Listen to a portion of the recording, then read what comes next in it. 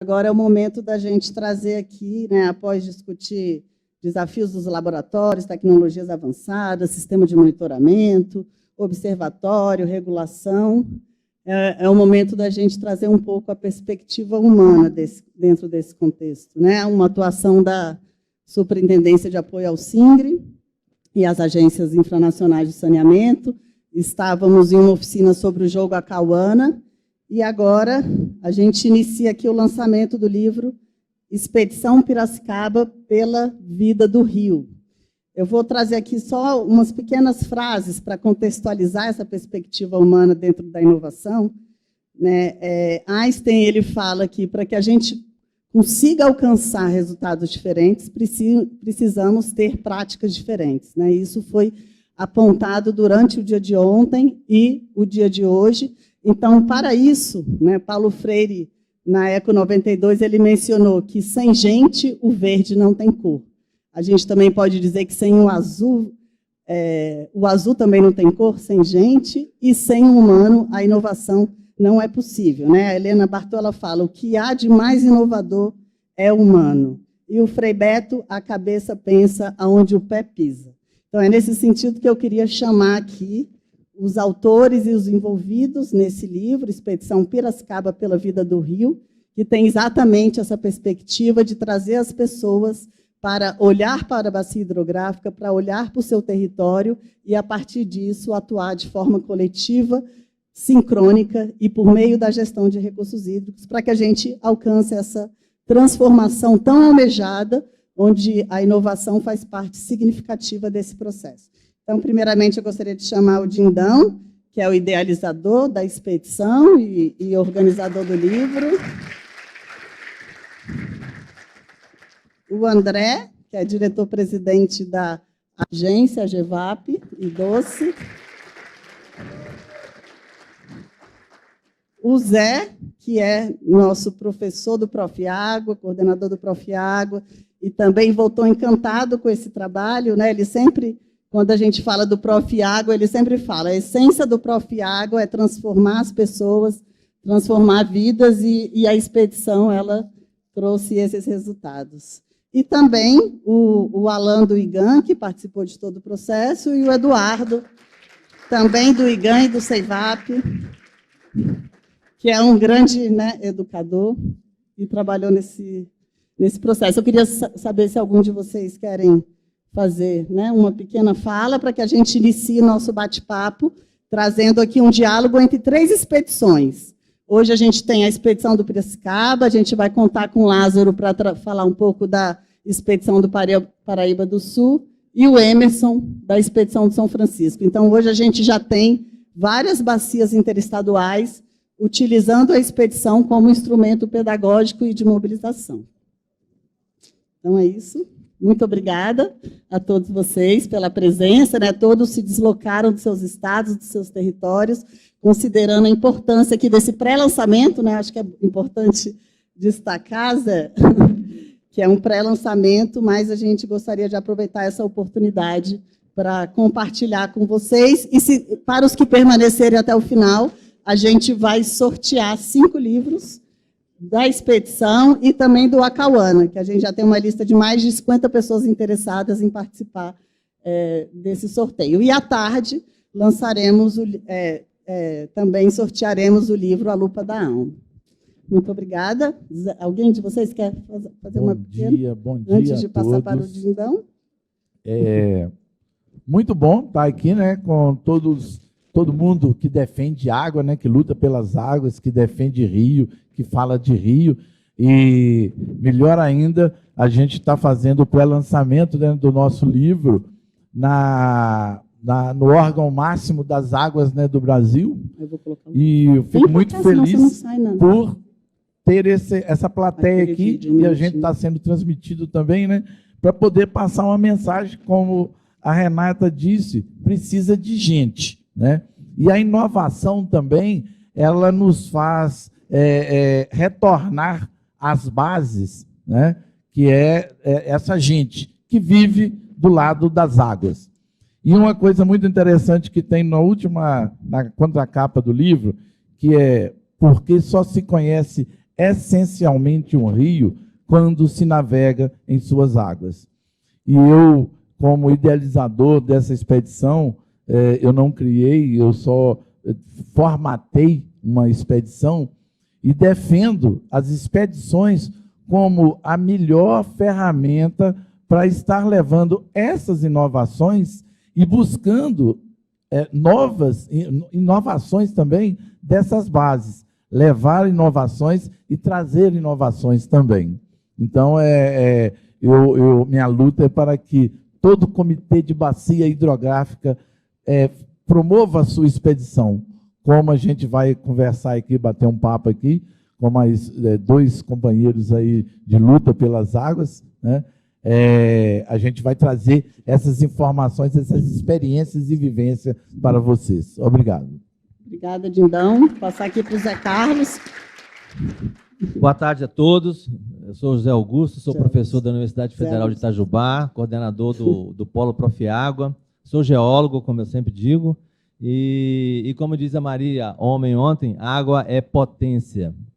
E inovação, para mim, em recursos hídricos, descer a bacia, conhecer toda a bacia. A gente entra na expedição de uma maneira e a gente sai totalmente modificado. A gente é inovado.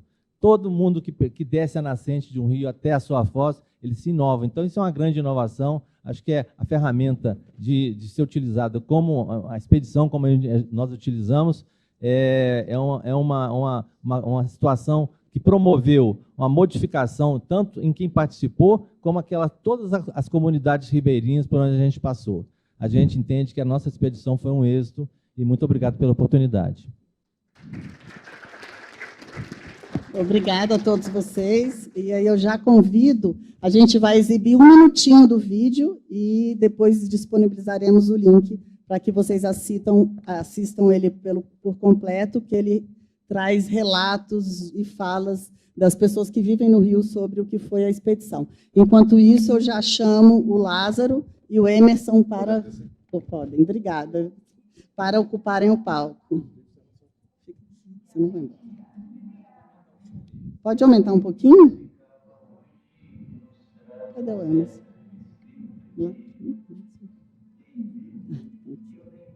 Vocês vão ficar porque não...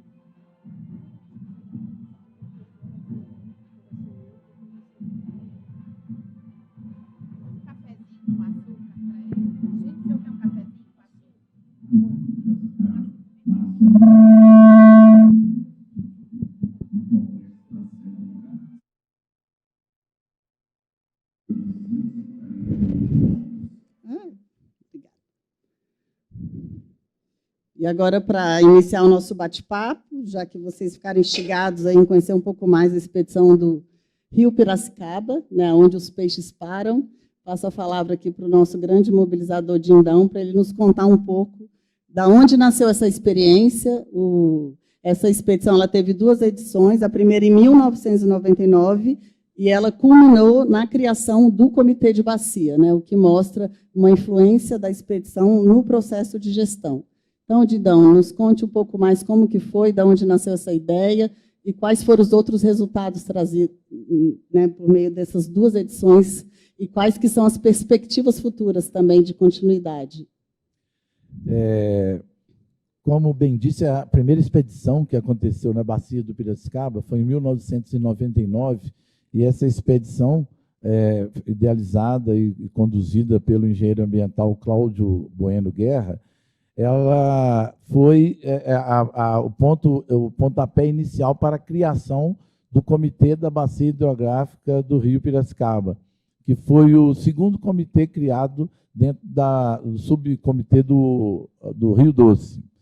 E essa expedição, 300 anos depois, Expedição Piracicaba 300 anos depois, falava sobre esse tempo, né, esses 300 anos de ocupação da bacia do Piracicaba, que, por incrível que pareça, gente, apesar de ser uma bacia pequena, um rio pequeno, 241 quilômetros da nascente à foz, a bacia do Piracicaba é sede do maior parque siderúrgico da América Latina e também é do segundo polo minerário do planeta.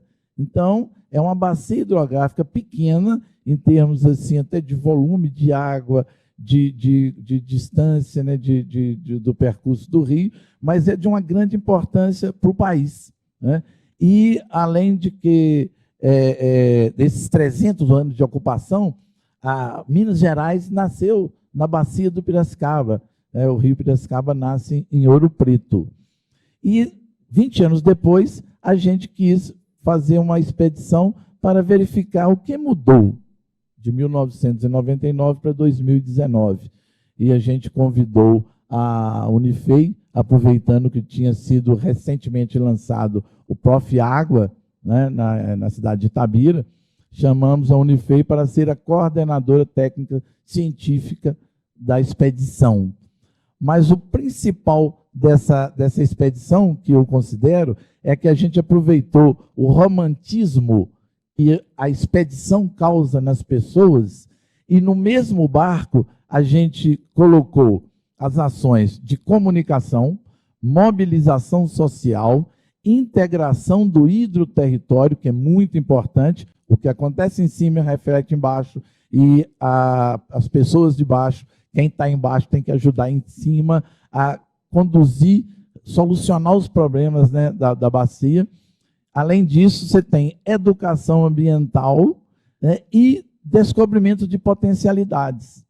Então, eu defendo como o melhor instrumento para você fazer essa ponte, inclusive, como a gente está falando, dessas inovações, né, fazer essa ponte com gente e com as pessoas. Eu sempre falo que, com essas pessoas da base, que não é o governo federal, nem o governo estadual, nem o governo municipal que vai resolver o problema das águas. São elas, são as pessoas que vivem e precisam das águas. Então, é uma experiência, uma vivência que, como diz o professor José Augusto, você entra de uma forma e sai de outra.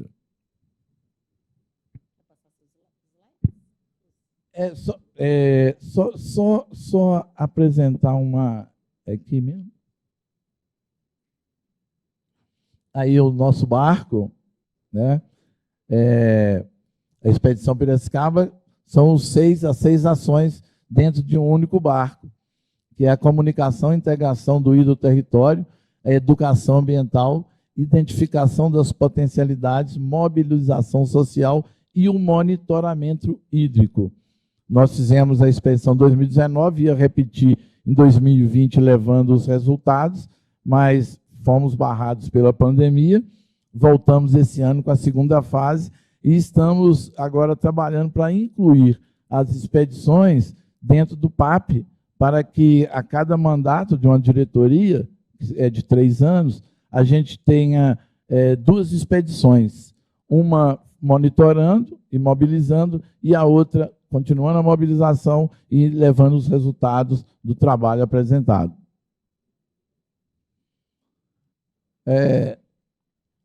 Em termos culturais, mais que levar, é buscar informações, essa troca é muito importante.